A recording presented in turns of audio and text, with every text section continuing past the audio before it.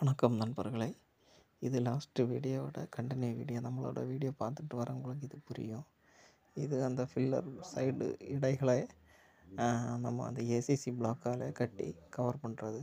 இதுக்கு மேலே தான் என்ன வரும், பிளிந்து வரும். அதுக்கான வேலைகள் தான் இது. மற்றபடி கொட்டி நிரப்புற வேலையும் நடந்துகிட்டு இருக்குது. ஃபில்லரோட வேலைகளை நீங்கள் பார்க்கும்போது உங்களுக்கு புரியுது. ஃபில்லர் எழுப்பி விடப்பட்டிருக்குது.